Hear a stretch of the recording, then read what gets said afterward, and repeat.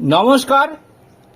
বিবিসিপি ব্রজবাবুর ছোটদের পাঠশালায় এই মুহূর্তে আমি শুরু করব মজারু প্রাক প্রাথমিক শ্রেণীর 56 পৃষ্ঠা এবং 57 পৃষ্ঠা।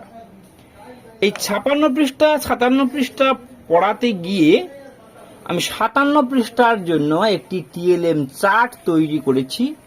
এই চার্ট দিয়ে কিভাবে আমি পাঠদান করব সেটা দেখার জন্য ভিডিওটি দয়া করে শেষ পর্যন্ত দেখবেন। এখন আমি শুরু করব প্রথমে 56 পৃষ্ঠা। শিখন পরামর্শটা একটু দেখে নেওয়া যাক। বাম দিকের স্তম্ভে 3টি প্রাণী ও ডান দিকের স্তম্ভে তাদের দেহাংশ, প্রাণীগুলো আছে এবং তাদের দেহাংশগুলো আছে। শিক্ষার্থীরা প্রাণীর সঙ্গে তাদের দেহাংশের দাগ টেনে মিল করবে, প্রাণীগুলোর নাম বলবে, কে কোথায় থাকে তা জানার ও বলার চেষ্টা করবে, দেহের ওই অংশগুলি ওই প্রাণীগুলির দেহে কি কাজ করে শিক্ষক শিক্ষিকাদের কাছ থেকে জেনে নেবে। এ ধরনের আরও কর্মপত্র তৈরি করবে।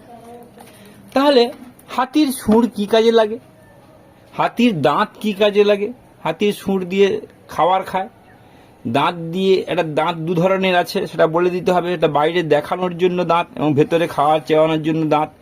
চোখ দিয়ে দেখে, কান দিয়ে শোনে এবং কোনো কিছু পতঙ্গকে তাড়ানোর জন্য ব্যবহার করে।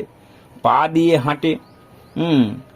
এই যে বাঘ তার এই কালো ডোরাকাটা ছোপ ছোপ দাগ দিয়ে জঙ্গলের মধ্যে লুকিয়ে থাকতে চেষ্টা করে, জঙ্গলের সঙ্গে মিশে গিয়ে লুকিয়ে থাকে এবং হরিণ বা অন্য কোনো পশুকে ধরার চেষ্টা করে।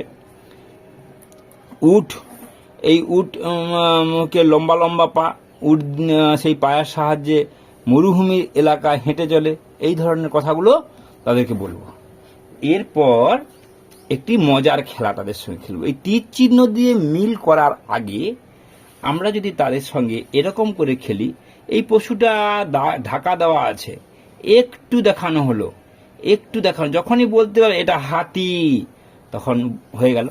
আবার এই দিক থেকে এই দেখানো হচ্ছে, যখনই বলতে পেরে গেল স্যার এটা হাতি, বা পেছন থেকেও বলা যেতে পারে, পেছন থেকে দেখে দেখে যখন মোটা মোটা পা গুলো দেখে নিল স্যার হাতি। এরকম করে এই বাঘের ক্ষেত্রে একই রকম ভাবে আমরা বলবো, পাশ থেকে নিচ থেকে উপর থেকে এর ক্ষেত্রে। তারপর যখন এই পশু সম্বন্ধে পরিষ্কার ধারণা হয়ে যাবে তখন সে সহজেই বুঝতে পারবে যে বাঘের সঙ্গে এইটা, উটের সঙ্গে এই হাম্প বা কুজ এবং ট্রাঙ্ক বা সুঁড়, এটা হয়ে গেল। এইবারে বর্ণের অংশ দেখে বর্ণ চিনি। আমরা যাই শেখাই না কেন আমাদের মূল উদ্দেশ্য হবে আমরা ছাত্রছাত্রীদের বর্ণ শেখাবো। বর্ণ শেখানোর জন্য কি করতে পারি, এরকম বর্ণ কার্ড আছে আমার এই মুহূর্তে হাতের কাছে, কার্ড নেই, তবু আমি এই যে এই নিচের দিকে নামাচ্ছি, এই যখন কিছু এই স্যার এটা ও, বা এই দিক থেকে দেখে দেখে বলতে পারে কি এটা অ, বা এই দিক থেকেও দেখিয়ে বলা যেতে পারে যে এটা কি অ। তাহলে এইরকম করে আমরা তারা এই যে পশুর দেহের অংশ সাথে পশুর মিলের পাশাপাশি আমরা বর্ণের অংশ সাথে বর্ণের মিল, এটা এই ধরনের খেলাটাও আমরা তাদের সঙ্গে খেলতে পারি। তাহলে এইভাবে আমরা 56 পৃষ্ঠার পড়াটা শিখে গেলাম। এরপর শিখব 57 পৃষ্ঠা। 57 পৃষ্ঠা আজকের পড়ার কি বিষয়বস্তু আছে? 57 পৃষ্ঠার বিষয়বস্তু হলো, শিক্ষার্থীরা প্রথমে ছবি দেখে প্রাণীগুলোকে চিনবে ও নাম বলবে, কোন ছবিতে কার কোন অংশ নেই তা দেখে বলবে ও প্রত্যেকটি ছবিতে সেই অংশগুলো জুড়ে ছবিগুলো সম্পূর্ণ করবে। এ ধরনের আরো অনেক কর্মপত্র তৈরি করবে। এখানে মাছ আছে, লেজ নেই, পাখি আছে, ঠোঁট নেই, কুকুর আছে, লেজ নেই। তাহলে এইভাবে আমি কি করেছি, তাদেরকে আনন্দ দেওয়ার জন্য ওইটার মতো করেই পুরনো বই থেকে কাটিং করে সংগ্রহ করে প্রথমে দেখাচ্ছি, দেখো এইটার মতোই এখানে আছে, এটার কি নেই না লেজ নেই, তাহলে আস্তে আস্তে আস্তে আস্তে আস্তে আস্তে এই লেজ বেরিয়ে গেল। এবং প্রথমে বানানটা শেখানোর জন্য ময়াকারটা দেখা যাচ্ছিল, ময়াকার দেখা যাচ্ছিল। তারপরে কি হলো, যখনই খুলে দিলাম লেজ সহ মাছ হয়ে গেল। এরপরে এখানে কি না একটা ঠোঁটের মতো দেখাচ্ছে, এটাকে আস্তে আস্তে খুলে দিলাম, টিয়া পাখি হয়ে গেল। এবং ওপরে একটা খবরের কাগজের কাটিং থেকে হাওড়ার ব্রিজ, এটাও কিন্তু ছবির কিছুটা অংশ দেখেই বোঝা যাচ্ছে যে এটা হাওড়ার ব্রিজের একটি অংশ। আমরা এই বইয়ের কটা ছবি বাদ দিয়েও আরো তাদের ভালো লাগার মতো কিছু ছবি দিয়েও এই কাজটা করাতে পারি। এরপরে আমরা চলে যাচ্ছি কুকুরের অংশে। কুকুরটা এই যে ছিল কুকুর, তারপরে কি হলো না আস্তে আস্তে খুলে দিতেই এটা হয়ে গেল কুকুরের লেজ। এইভাবে তাদের সঙ্গে আনন্দদায়কভাবে পঠন পাঠনটাকে উপস্থাপন করব এবং ছবির পাশাপাশি বর্ণ শেখানো, বানান শেখানোর চেষ্টা করব। আজ আর বেশি কথা নয়, আজকের মতো সবাইকে ধন্যবাদ জানিয়ে ভিডিও শেষ করছি।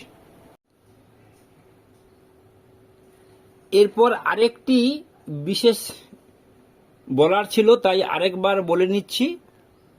এই মজারু বইয়ের 57 পৃষ্ঠার জন্য আঁকার পরেই শ্যাম বন্দ্যোপাধ্যায় একটি সুন্দর ছড়া লিখেছে। এই মাছ ছিল, লেজ জুড়ে দিতে মাছটা কি হলো চলে যাচ্ছে। পাখি ছিল, ডানা এঁকে দিতে পাখিটা উড়ে যাচ্ছে। এইরকম কল্পনার জগতে ছেলেদেরকে ভাসিয়ে দেওয়ার জন্য একটি সুন্দর ছড়ার উপস্থাপন করা হয়েছে। এটা বিহান বইয়ের অংশ, ওখানে লেখাই আছে বিহান বইয়ের এই অংশটি ওখানে সঙ্গে সম্পর্কিত।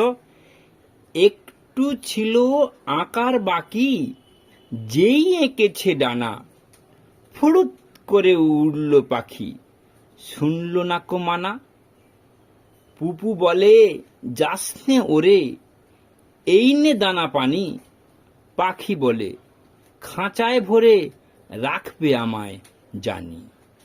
দানা পানি খাওয়াও যতই, সুখটা তো নেই খাঁচায়।